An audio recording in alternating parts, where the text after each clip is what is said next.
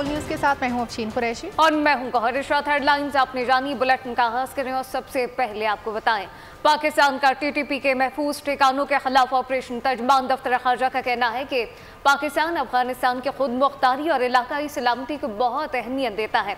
पाकिस्तान अफगान अवाम के लिए जद्दोजहद और एहतराम करता है, लेकिन अफगानिस्तान में इक़्तिदार में मौजूद बाज़ अनासर टीटीपी की सरपरस्ती करते आए हैं। मजीद कहा कि तर्जुमान ने कहा कि अफगानिस्तान में इक़्तिदार में मौजूद बाज़ अनासर टीटीपी और पाकिस्तान के खिलाफ बतौर प्रॉक्सी इस्तेमाल हुए। पाकिस्तान कई मरतबा अफगानिस्तान में दहशतगर्दों के महफूज ठिकानों की निशानदही कर चुका है। पाकिस्तान का टीटीपी के महफूज ठिकानों के खिलाफ ऑपरेशन। तर्जुमान दफ्तर खारजा का कहना है कि पाकिस्तान अफगानिस्तान की खुद मुख्तारी और इलाकाई सलामती को बहुत अहमियत देता है। पाकिस्तान अफगान अवाम के लिए बेहद एहतराम रखता है, लेकिन अफगानिस्तान में इक़्तिदार में मौजूद बाज़ अनासर टीटीपी की सरपरस्ती कर रहे हैं। तर्जुमान ने मजीद कहा, अफगानिस्तान में इक़्तिदार में मौजूद बाज़ अनासर टीटीपी को पाकिस्तान के खिलाफ बतौर प्रॉक्सी इस्तेमाल कर रहे हैं। पाकिस्तान कई मरतबा अफगानिस्तान में दहशतगर्दों के महफूज ठिकानों की निशानदही कर चुका है। शुमाली वज़ीरिस्तान में सिक्योरिटी फोर्सेस का खुफिया तलात पर ऑपरेशन। फायरिंग के तबादले में 8 दहशतगर्द मारे गए। मारे जाने वालों में इंतहाई मतलूब दहशतगर्द कमांडर सोरा उर्फ जानान शामिल है, जो 16 मार्च के हमले का मास्टरमाइंड है। शुमाली वज़ीरिस्तान में सिक्योरिटी फोर्सेस का इंटेलिजेंस बेस्ड ऑपरेशन।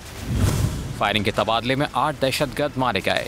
ISPR के मुताबिक सिक्योरिटी फोर्सेस ने कार्रवाई दहशतगर्दों की मौजूदगी की इत्तला पर की। मारे जाने वाले दहशतगर्दों में इंतहाई मतलूब दहशतगर्द कमांडर सोहरा और जानान शामिल है। दिफाई तज्जियाकार सैयद महमूद अली का कहना था कि ये कौमी सलामती के इदारों की बड़ी कामयाबी है। ये आज का जो कामयाब ऑपरेशन है, ये इस बात का सबूत है कि हमारे जो इंटेलिजेंस इदारे हैं और हमारी जो जर्री अफवाज हैं वो इंतहाई चौकन्ना और चौकस हैं, और मुकम्मल कामयाबी के साथ जो है ये 8 दहशतगर्द जो कि पिछले हमले में इन्वॉल्व थे उनको किफ़र किरदार तक पहुँचाया गया है। तज्जियाकार मसूद खान ने बोल न्यूज़ से गुफ्तगू में कहा कि दहशतगर्द कमांडर की अरसा दराज से तलाश जारी थी कि ये जो दहशतगर्द मारे गए हैं ये वो कंटिन्यूटी है जो मेरे अली में पीछे जो हमला किया था, जो यहाँ पे बुज़दिलाना और यहाँ पे टेररिस्ट जो सुसाइड अटैक्स हुए थे।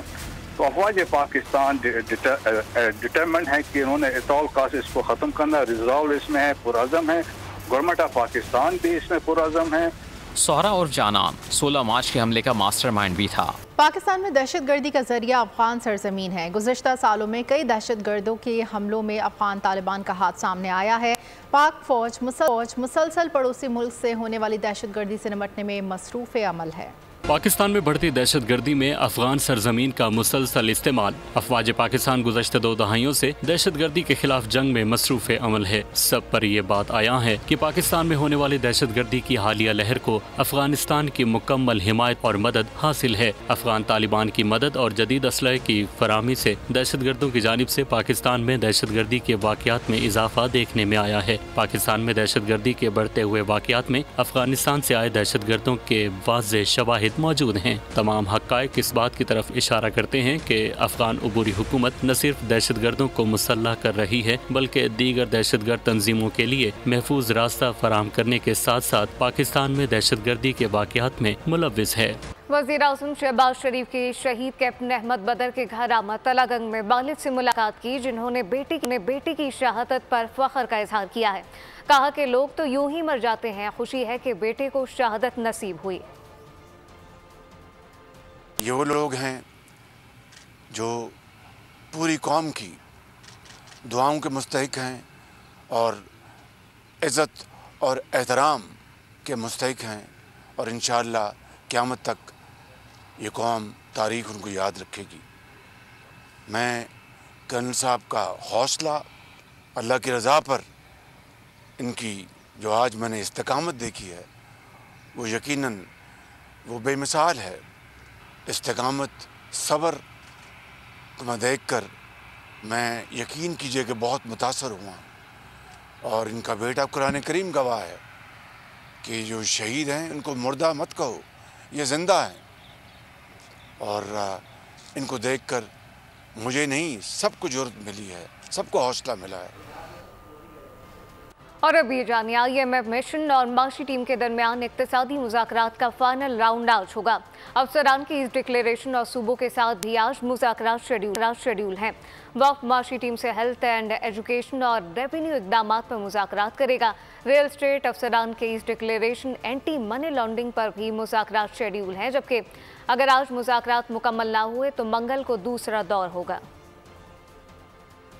स्टेट बैंक ऑफ पाकिस्तान ने एक बार फिर शरह सूद 22% पर बरकरार रखने का फैसला कर लिया है। स्टेट बैंक के एलामी के मुताबिक महंगाई तवक्कुआत के मुताबिक कम होना शुरू हुई है। सितंबर 2025 तक महंगाई 5 से 7% तक लाने के लिए मौजूद पॉलिसी का तसलसल जरूरी है। स्टेट बैंक की मॉनेटरी पॉलिसी कमेटी का इजलास, शरह सूद 22% पर बरकरार रखने का फैसला। स्टेट बैंक के मुताबिक रवा माली साल में माशी नमू 2 से 3% रहेगी और माशी नमू में ज़राई शोबे की कारकर्दगी अहम है। मरकजी बैंक का कहना है कि महंगाई तवक्कुआत के मुताबिक कम होना शुरू हो चुकी है। सितंबर 2025 तक महंगाई 5 से 7% तक लाने के लिए मौजूदा पॉलिसी का तसलसल जरूरी है। ख्याल रहे कि स्टेट बैंक ऑफ पाकिस्तान ने 26 जून 2023 को शरह सूद 22% करने का ऐलान किया। काबीना डिवीजन ने वफाकी काबीना के फैसलों की रोशनी में किफायतशारी पॉलिसी का इजरा कर दिया, जिसके तहत सरकारी अफसरान को सिर्फ नागुज़ीर वजूहात की बिना पर बैरून मुल्क सफ़र की इजाज़त होगी। 5 स्टार होटल में क़याम पर पाबंदी आयद कर दी गई है और ऐसे ममालिक के साथ रब्ता ना किया जाए जिनके साथ पाकिस्तान के सिफारती ताल्लुकात ना हो। वफाकी काबीना की किफ़ायतशारी पॉलिसी का इजरा वफाकी वज़रा और अफसरान के सरकारी दौरे वज़ीर आज़म की मंजूरी से मशरूत होंगे। इसके साथ वज़ीर और सेक्रेटरी के एक ही वक्त बैरून मुल्क दौरे पर भी पाबंदी आयद की गई है। सदर और चीफ जस्टिस फर्स्ट क्लास सफरी सहूलियात के मजाज होंगे, जबकि वज़ीर आज़म, चेयरमैन सेनेट और वज़रा बिजनेस क्लास में सफ़र करेंगे। ये भी कहा गया है कि ऐसे ममालिक के साथ रब्ता ना किया जाए जिनसे पाकिस्तान के सिफाती ताल्लुकात नहीं हैं। साबिक वफाकी वज़ीर फैसल वावडा का कहना है कि MQM या पीपल्स पार्टी ज्वाइन करने का भी कोई इरादा नहीं। हार और जीत इलेक्शन गेम का हिस्सा है। मीडिया से गुफ्तगू में उनका कहना था कि अभी तक आज़ाद हूँ और आज़ाद ही आऊँगा। 75 साल से पाकिस्तान की क्वेश्चन में तो उसमें तो कोई मसला नहीं है, लेकिन अगर किसी की नॉमिनेशन पेपर आए या वो दाखिल कर रहे हैं, अब वो पुराने सेटअप से, नए सेटअप से, कैटेगरी सेटअप से, इररिलेवेंट है सब बात। आज़ाद हूँ तो आज़ाद ही आऊँगा। अभी तक तो लिखा हुआ यही है फॉर्म के ऊपर। नंबर 2 ये कि जहाँ तक आपने वोट की बात की, वोट तो यार देखिए आपको पता होना चाहिए कि हार और जीत जो है वो इलेक्शन डे को पता चलती है। आदमी को हार भी बहुत इज्जत से एक्सेप्ट करनी चाहिए और जीत भी बहुत एक्सेप्ट करनी चाहिए इज्जत से। तो मेरा तो उसमें बड़ी क्लैरिटी है। अभी तक तो कोई ऐसी चीज़ मुझे नज़र नहीं आ रही और क्या कहते हैं कि मैं किसी को ज्वाइन कर रहा हूँ। अभी तक तो मैं आज़ाद हैसियत में हूँ। आज़ाद का सीज़न चल रहा है और ये सीज़न कब तक चलेगा, फिर पार्टी का सीज़न जब आएगा तो फिर पार्टी देखें। फैसल वावडा के मामले पर पार्टी में अख्तिलाफात की खबरें गलत हैं। पार्टी फैसला करेगी इलेक्शन कौन लड़ेगा। रहनुमा MKM रऊफ सिद्दीकी कहते हैं कि फैसल वावडा को पहले भी कहा था कि पार्टी को ज्वाइन कर लें। उनका आज़ाद हैसियत में उम्मीदवार होना सियासी मसलहत है। बिल्कुल आपके पास गलत इत्तलात हैं कि इसके ऊपर पार्टी के अंदर कोई रिजर्वमेंट होगा। यार पार्टी फैसला करेगी कौन इलेक्शन लड़ेगा, कौन इलेक्शन नहीं लड़ेगा। तकरीबन 7-8 के करीब नॉमिनेशन हमने भरे हैं, तो इसमें क्या रिजल्टमेंट होगा, पार्टी फैसला करेगी। पार्टी के फैसले को सब ओन करेंगे। यार हमने तो बहुत पहले भी कहा था फैसल भाई को कि आप ज्वाइन कर दो, आप वहाँ कहाँ चले गए, क्योंकि जो उनकी गुफ्तगू है बोल्ड मिडिल क्लास की, लोअर मिडिल क्लास गरीबों की बात के ऊपर, तो मैं तो बड़ा हमेशा से एडमायर रहा हूँ उनसे। अल्लाह करे वो मुंतखब हो और ये भी दुआ है कि अल्लाह ताला उनको MKM में शमूलियत के लिए इनके दिल को गुदास करे, इनके दिल को मुसख्खर करे कि वो और ऐसे इनकलाबी लोग MKM में आए। रमज़ान के फौरी बाद कराची में नई बस सर्विस शुरू करने जा रहे हैं। मीरपुर खास में भी बस सर्विस शुरू की जाएगी। ड्रग माफिया के खिलाफ भी बड़ा क्रैकडाउन करने का फैसला। प्रेस कॉन्फ्रेंस में शर्जील इनाम मेमन का कहना था कि आवाम के लिए जितनी भी खुशखबरियाँ दी हैं उन पर मिनोअन अमल होगा।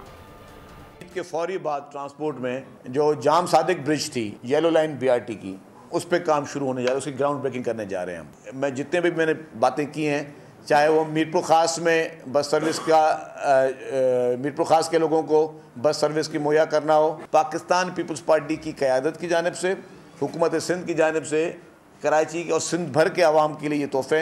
हम नेक्स्ट फेज़ में जो हम अभी प्रपोज़ कर रहे हैं कि नेक्स्ट ईयर इंशाल्लाह ताला हम मज़ीद 500 बसेस की प्रोक्योरमेंट की तरफ जा रहे हैं, जिससे मैं समझता हूँ कि हम सिंध के हर ज़िले को ट्रांसपोर्ट सर्विस जो है वो हम प्रोवाइड करने दें, क्योंकि हम चाहते हैं कि ट्रांसपोर्ट के सिस्टम को बेहतर से बेहतर किया जाए। आज से हम पूरे सिंध भर में मंशियात के ख़िलाफ़ क्रैकडाउन करने जा रहे हैं।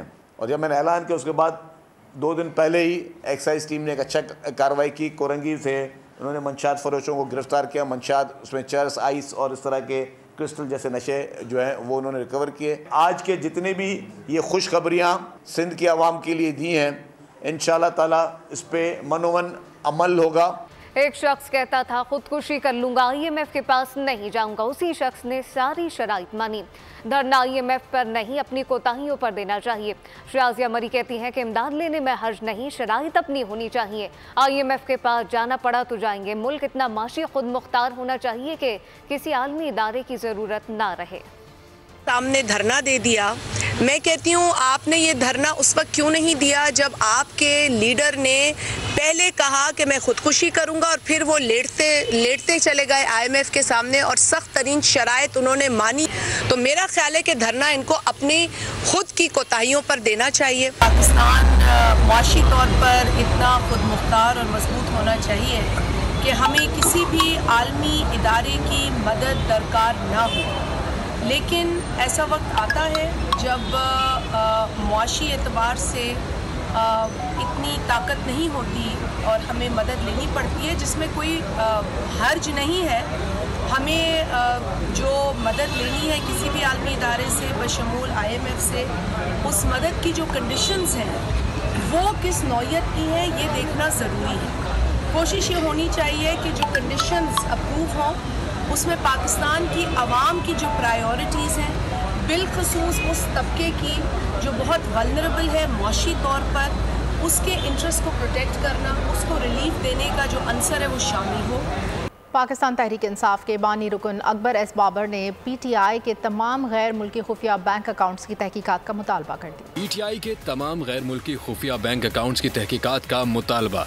अकबर एस बाबर ने वज़ीर दाखिला मोहसिन नकवी को बाज़ाब्ता खत लिख दिया। खत की एक कॉपी वज़ीर आज़म शहबाज शरीफ को भी भिजवा दी गई है। खत में अकबर एस बाबर ने कहा कि PTI फॉरेन फंडिंग केस के फैसले को 20 माह हो चुके, लेकिन अब तक कोई अमल दरामद नहीं हुआ। अकबर एस बाबर ने कहा कि निशानदही के बावजूद गैर मुल्की बैंक अकाउंट से मुतालिक कानूनी कार्रवाई नहीं हुई।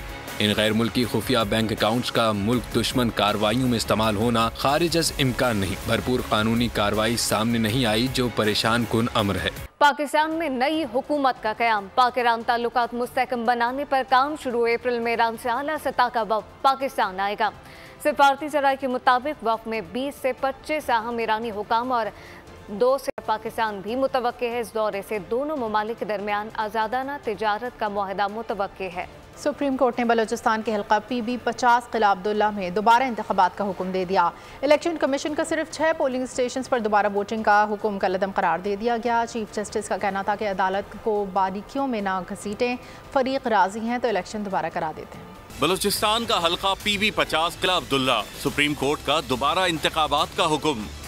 ANP के जमरुद खान ने 6 हलकों में रीपोलिंग का इलेक्शन कमीशन का हुक्म चैलेंज किया था। वकील JUI का कहना था जहां जमरुद खान जीते वहां फॉर्म 45 और 47 में तजाद है। चीफ जस्टिस काजी फाइज ईसा ने कहा ट्रिब्यूनल बन चुके हैं, अपील वहां दायर करें। अदालत 400 इलेक्शन केसेस नहीं सुन सकती। अदालत ने फरीकैन की रजामंदी से हल्के में दोबारा पोलिंग का हुक्म दे दिया। PB-50 किला अब्दुल्ला से ANP के जमरुद खान कामयाब हुए थे। जमरुद खान की कामयाबी JUI के मलिक नवाज और पश्तूनख्वा अवामी पार्टी के मीर वाइज अचकजई ने इलेक्शन कमीशन में चैलेंज की थी। सुप्रीम कोर्ट ने बिजली के इजाफी बिलों पर टैक्सेस की दरख्वास्तों पर वफाकी हुकूमत समेत तमाम फरीकैन को नोटिस जारी कर दिए हैं। जैसे मंसूर अली शाह ने रिमार्क दिए कि आधा टैक्स देना है, आधा नहीं। अजीब बात है, या तो कह दें कि हम पर कोई टैक्स भी आयद नहीं होता। बिजली के बिलों में इजाफी टैक्सेस के खिलाफ दरख्वास्तें, विफाकी हुकूमत समेत तमाम फरीकैन को नोटिस। सुप्रीम कोर्ट में जस्टिस मंसूर अली शाह की सरबराही में 3 रुकनी बेंच ने दरख्वास्तों पर समाअत की। वकील ने मौक़िफ़ इख्तियार किया कि दरख्वास्त गुजार इदारों पर रजिस्ट्रेशन का कानून लागू नहीं होता। कानून के मुताबिक फर्दर टैक्स और एक्स्ट्रा टैक्सेस रजिस्ट्रेशन न करवाने वाले इदारों पर लागू होता है। GST हमारे इदारे पहले ही अदा कर रहे हैं।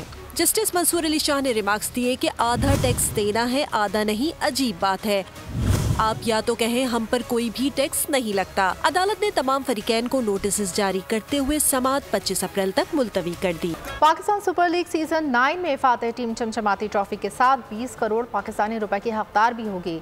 रनर अप टीम को 4 करोड़ 80 लाख रुपए इनाम रकम मिलेगी।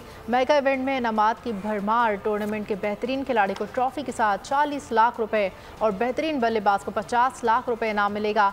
कामयाब तरीन बॉलर्स को भी 50 लाख रुपए दिए जाएंगे। विकेट कीपर के लिए भी 50 लाख रुपए रखे गए हैं। स्पिरिट ऑफ टूर्नामेंट और इमर्जिंग प्लेयर ऑफ टूर्नामेंट को 40 लाख रुपए इनाम दिया जाएगा। फाइनल के बेहतरीन खिलाड़ी को भी 5 लाख रुपया इनाम दिया जाएगा। और इसी के साथ बुलेटिन से फिलहाल इतना है। मजीद खबरों और अपडेट्स के लिए विजिट कीजिए हमारी वेबसाइट bolnews.com और आप देखते रहिए बोल न्यूज़।